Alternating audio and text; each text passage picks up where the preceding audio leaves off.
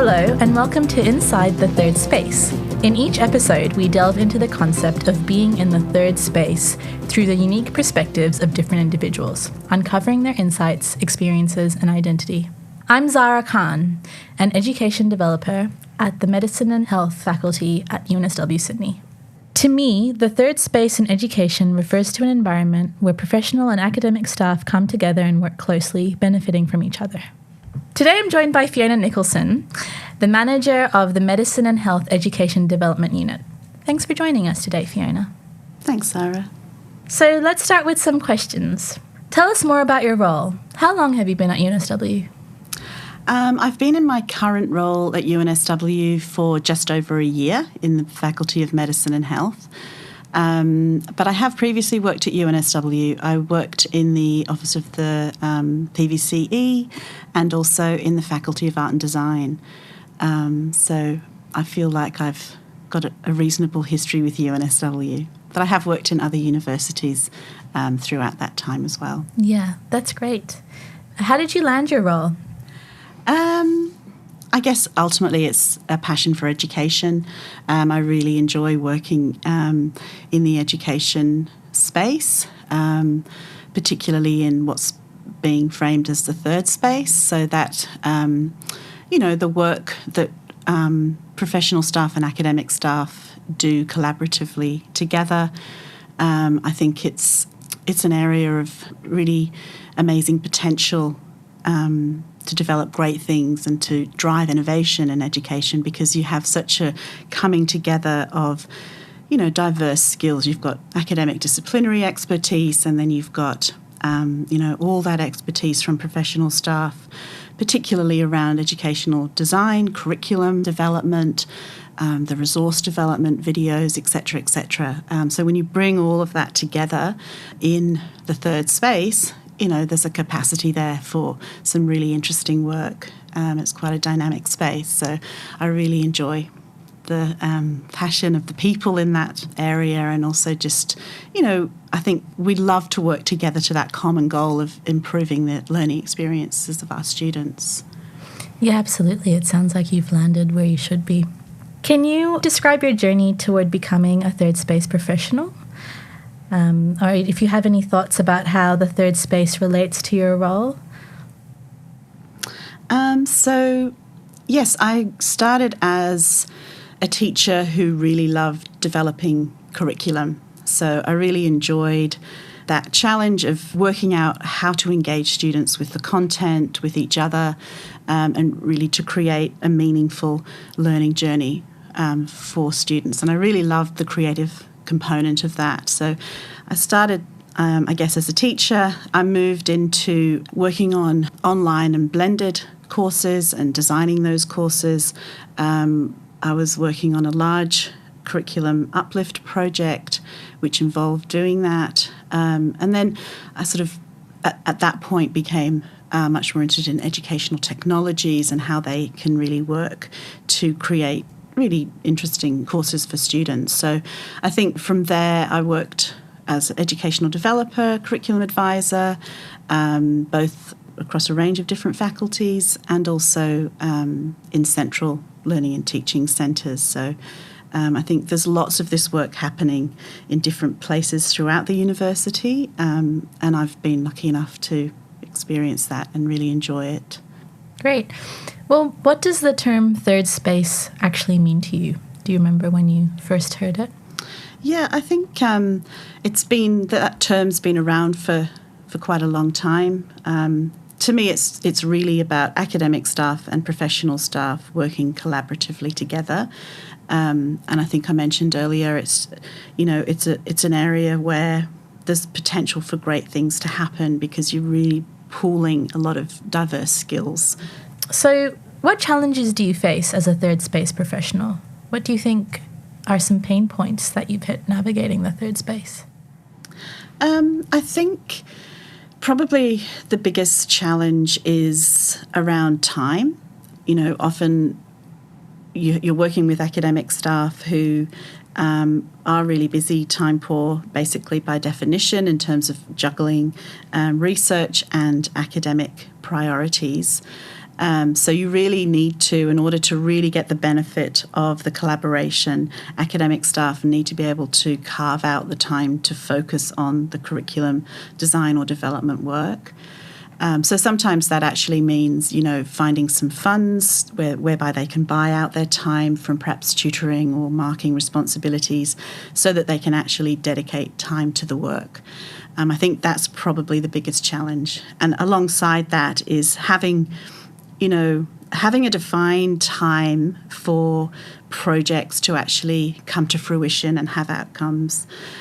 Without that, with the best will in the world, enthusiasm can dwindle and it just becomes difficult to actually get the outcomes that you had planned at the start. So I think ideally you can plan a project with a lifespan so that the academic can actually buy out their time, or they know what to expect, they know there's an end date and they need to work towards that. It sounds boring, but it's actually really important in terms of giving the project the best possible chance of success. I think the other thing is not to assume that everyone understands each other's expertise. So actually explicitly talking about what the professional staff and the academic staff are both bringing to that project is really important, so that you can value that at the start and you know what you're expecting from each other in terms of input. I think the other thing is to, as a professional staff member, ideally you're able to set up how you want the communication to happen around the work. So what's the best means of communication that's convenient and effective for everyone, and how are you going to work together, when you're going to meet, what can happen online, etc. Just explicitly talking around some of those logistics can actually help you to then focus on the creative aspect of the project, so you don't get caught up in the messy stuff. You've got that sorted and you can then just focus on that creative process. So I think they're kind of lessons learned. Yeah, wow, thank you. Those are some really good points. I guess following that, considering our current educational landscape, what do you think is important for third space professionals to be doing right now? I think, and this is something that's, always really important for third space professional staff, is to really be on top of what's happening in the higher education sector, like really understand and do a bit of research around what are the current challenges that are facing higher ed, and find out what people are doing in different disciplines to address that. And then you can use that to inform your own work and your own creative process. Also, I think if you're coming into a new discipline, because I think that's kind of the joy of our work, is that we do actually get to work in different disciplines, things that we may not actually have a background in ourselves. So we're new to that discipline. And when you come into that discipline, I think it's really important to actually find out what it means to work in that discipline. Like, what are the future careers for students studying in that area? What are some of the challenges that those workplaces of the future are actually facing?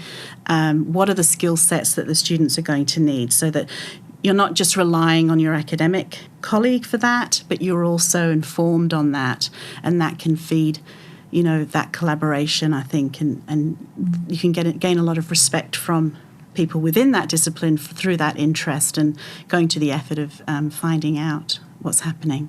I think also it's a challenging role, so you do need to do a little bit extra and keep on top of the technologies. So educational technologies are advancing all the time. All sorts of new things come out, and you actually need to know what they are. You need to understand what your enterprise ecosystem of educational technologies looks like, and understand how that can be enhanced, and be prepared to pilot and experiment with your academic colleagues on that. Yeah, and I think always maintain your curiosity for new ways of doing things. Try to think beyond what's happening now, and try to be the person who can actually join those dots together to come up with something that's really useful for students and for teachers.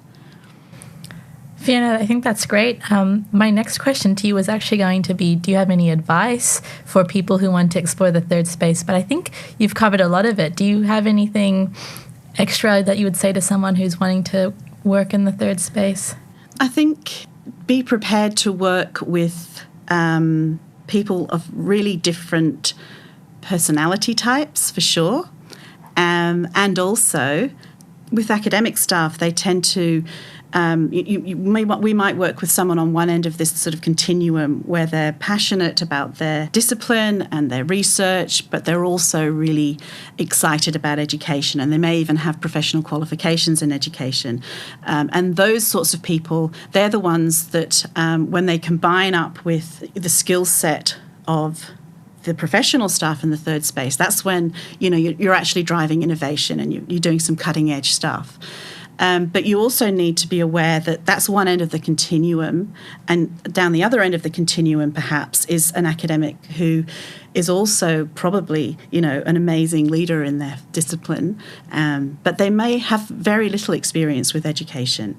And I think try to understand just how exciting that is as well, because you can really have a significant impact on how they teach throughout their career if you're working with them at the start, and just the quality of the educational experience for the students. You actually have quite a significant impact on if you're in that more of a professional development role for that academic on that end of the continuum. So I think as a professional staff member, you need to sort of work out where your academic colleague is on that continuum when you first meet them. And you need to really listen to them talk about the challenges that they're experiencing in their teaching. So if you can understand what their challenges are, then you know where they're at, and then you can bring your expertise to meet them at that point. I think that's really important, to be really open to having a good talk right at the start to work out what their challenges are. And that also for them, because you understand their challenges, you're offering them things which are useful.